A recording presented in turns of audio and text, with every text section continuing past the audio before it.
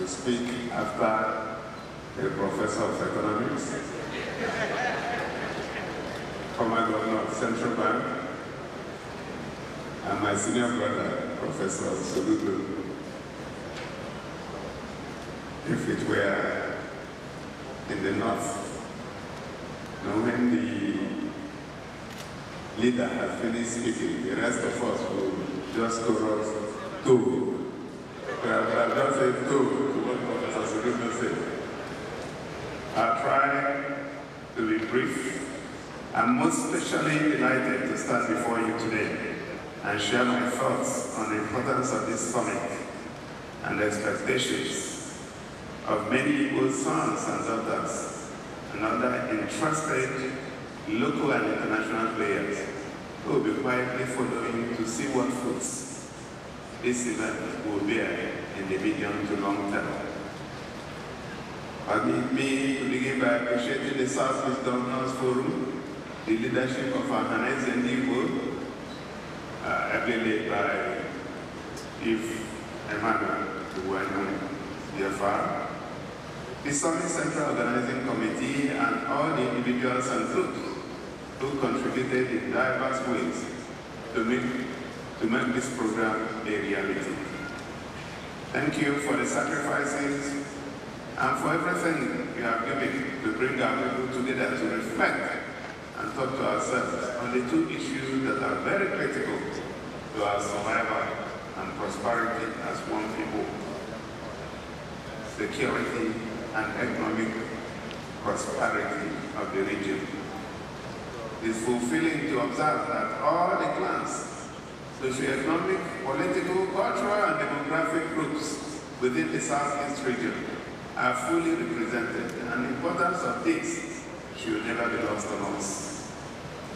The vision of the organizers of this event is very clear: building a secure, prosperous, and economically robust Southeast.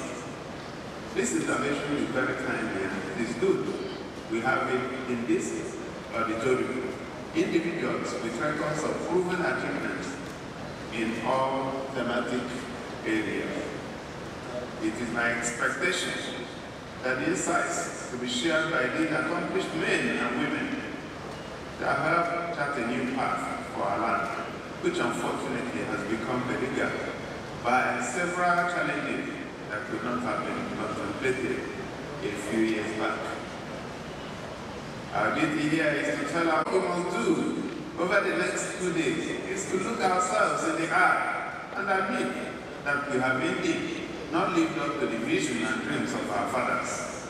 The men who built what was once known as the most thriving economic center of enterprise and productivity in the world, and that was Southeast. Dr. Nnamdi Azikiwe, Dr. Michael Owerri, Sam Bakwe, Dr. Akanu Ebian, and others achieved so much for this region, not because they had all the money in the world, no. What they had was a clear vision of where they wanted the region to be, and followed it up with the right commitment, made the right sacrifices, and built the networks and partnerships that enabled them to achieve so much within a very short time. Some of the most better developed cities and towns, outstanding institutions and structures we still have across all parts of Igbo land and beyond. We are very eloquent testimony to the vision and developmental strides of our fathers. The question is, why did we stop? What comparable achievements have we recorded in the last 40 years compared with the previous 40? Trading claims and pointing accusing fingers at others will do us no good. To solve our problems, including worrisome insecurity, require the collective engagement of all stakeholders. As leaders, we must acknowledge that the challenges we face today we are products of yesterday's decisions. How do we create jobs and the enabling environment to sustain enterprise? How can we support our young people to live out the full expression of their dreams here?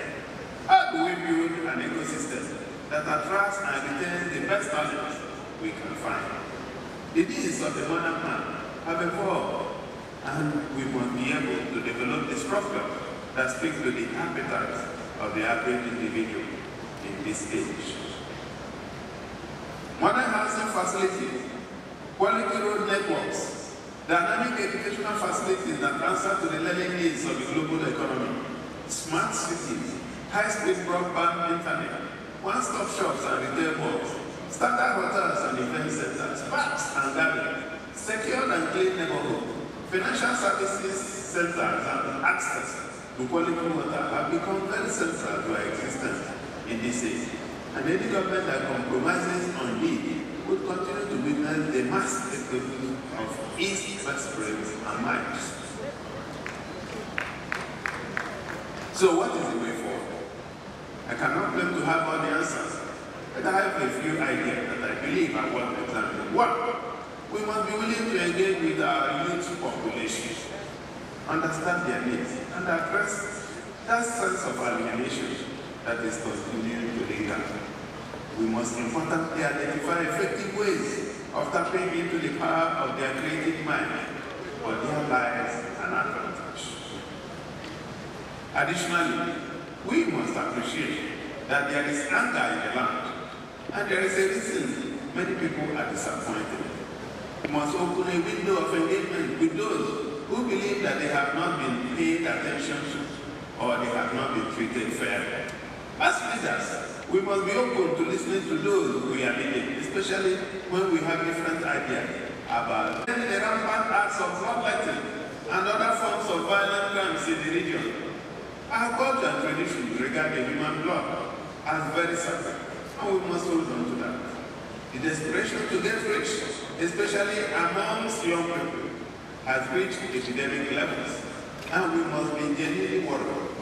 Is there anything we can do to make contentment a victory in our land once again?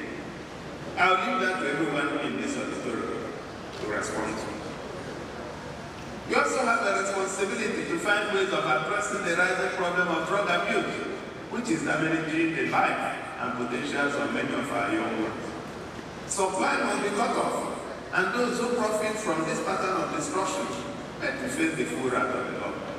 This is one matter we must never compromise with if we want to restore security and sanity in our communities.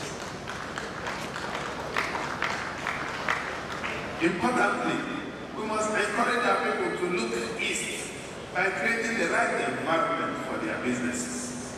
It is not enough to ask them to relocate home, but I must especially commend the industrialists and businessmen who are continuing to invest in this region. I thank you for your efforts at job creation and holistic economic growth within the region. I encourage others to begin to see the great opportunities that are developing here. But I must also address our leaders that we do not have a choice but to create the enabling environment for businesses to do well in the Southeast. Remember, fortune, they say, favor the brave. As political leaders, we must set the pace by identifying investment opportunities within our domain and commit adequate public resources to motivate private investors. We must lead the way, and there are lots of opportunities waiting to be harnessed in oil and gas, hospitality, transportation, education, and so much more. While it may make sense to say that government has no business in business, it is also factual to say that without government direction and commitment, no business will remain business for a long time. Where necessary, government must intervene directly in business. And I may go to say that quite unlike what the classical economics will tell you, that government involvement in business is not healthy for business. I say that that is not. At this point, I want to specially invite everyone seated here to the groundbreaking ceremony of the ABIA Industrial and Innovation Park in Owerri. Owerri is in Owerri local government of ABIA State, and this event comes up on Saturday, the 30th of this month by 12, that's in 2 days' time. The park, sitting on over 1,000 hectares of land, will host multiple layers of businesses, including modular refineries, petrochemical and fertilizer plants, and several other chains of enterprises that will take advantage of the oil and gas deposits in the place. It is near to Aba and Port Harcourt cities.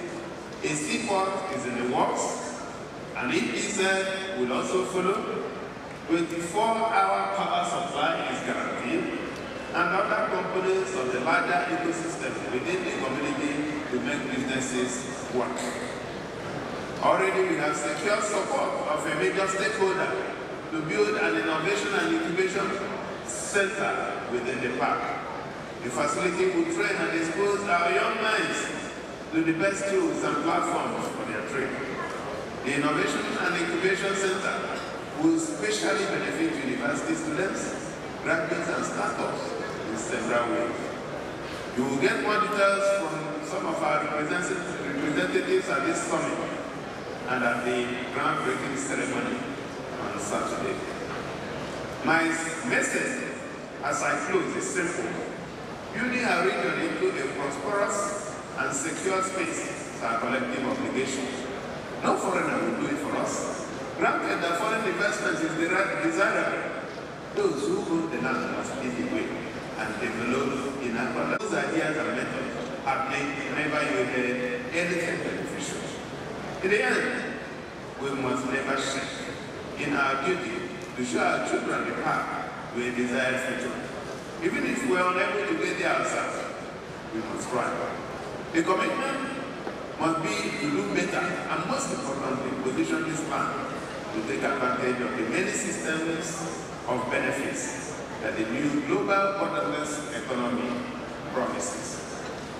My dear brothers, distinguished ladies and gentlemen, I want to thank you for listening, and I will see you in the